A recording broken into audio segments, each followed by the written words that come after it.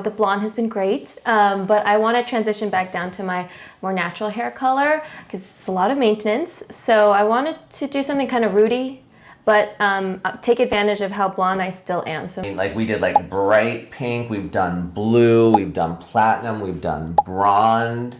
You did that tricolor one. It was like pink, blue, purple. Oh yeah, we did the pink, blue, purple. In the end, our client decided to go with a Rosewood brunette. She wanted to try something new and do something modern and chic. We hope you enjoyed this hair transformation. So when this client asked for Rosewood brunette, to be honest with y'all, I didn't know what it was. I had to look it up. It's a rich cocoa brown with hints of lavender and rose, which I love that. It sounded really modern and chic, and there was definitely a lot of examples and pictures on social media, on Pinterest. So we got into it. Now, I started everything out with K18's chelator. That gets all of the most common minerals and elements out of the hair. I let that sit for 4 minutes, and then Philip did their molecular repair hair mask. 10 sprays per quadrant for 4 minutes, and it was time to get into this hair color. So if you see there, I did my weaves really thin, fine slices to do that retouch.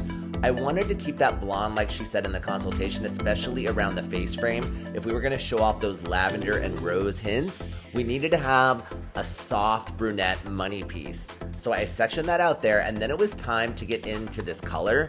Honestly, I like to work smarter, not harder, and I looked at this like a science project.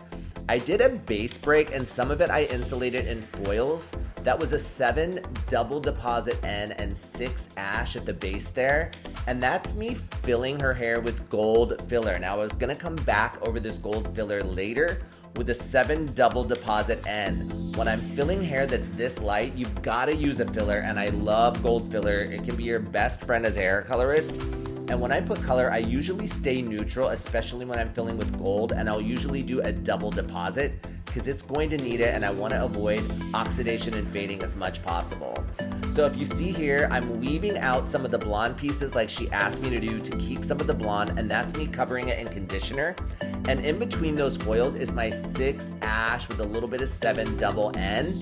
And you can see in some of those foils where I'm pulling out my blonde pieces, I'm alternating K18 mask, and then the rest I'm filling with gold filler. Once I let that process, I wanted the hair to be damp, and I came back over that with my 7 double N deposit there. You can see me filling those ends with gold filler. Now I did wet those pieces with the K18 molecular repair hair mist because I wanted her hair to be able to absorb all of that gold filler, and I did spray it with water first because K18 works best on damp hair.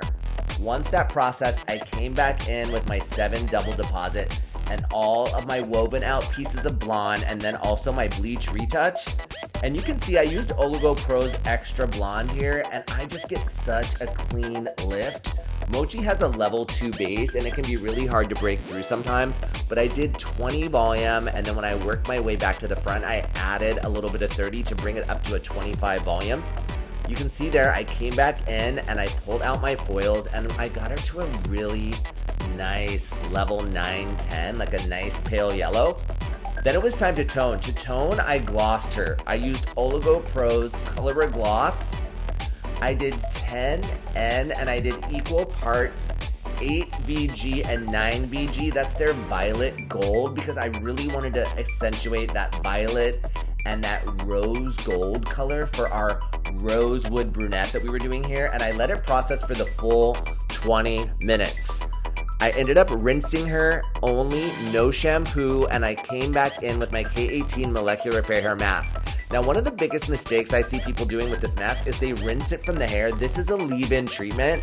You want to start with 2 pumps and work it into the hair. If you need 3 or 4 max, let it sit for 4 minutes and do not rinse it in the hair. Do not rinse it. If you want to use conditioner after, once that 4 minutes is up and you're at the back basin, you can add conditioner if you wish. K18 has a great damage shield conditioner that I love.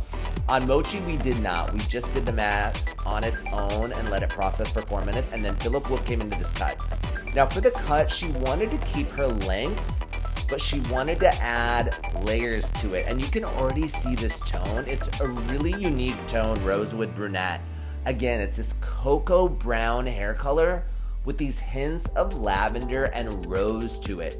So it's got a coolness to it, but it also has that warmth with that rose gold in it, which I really love. Sometimes when colors have those highs and lows, and even when you mix a little bit of warmth with cool tones, it can be really beautiful if it's on the right base color. So you can see here, we were having a really great time. You can't hear it, but when we're in the salon, we love listening to great music. Usually 80s, we were actually listening to some Depeche Mode and some 80s alternative music, just having a really great time. Philip Wolff cut his layers in there, and then it was time to get into styling. He used Design Me's volume mousse here, and you can see him combing it through Mochi's hair. I'm always like a little kid at this part of the hair transformation, especially when I'm doing a color that I haven't done before, something unique like this Rosewood Brunette, kind of waiting to see how the color is going to be, if I'm going to need to come in and do some fine tuning. But we were really loving what you saw. We're using our Babyliss Pro Nano Titanium. That's their gray dryer. And you can see in this drop here with our round brush, just how gorgeous. You can see that cocoa brown. I could see the lavender, the hints of violet and rose, and Mochi was loving it. She said it was exactly what she came in for. She had been blonde for a while. We had been doing some baby pink on her and also platinum.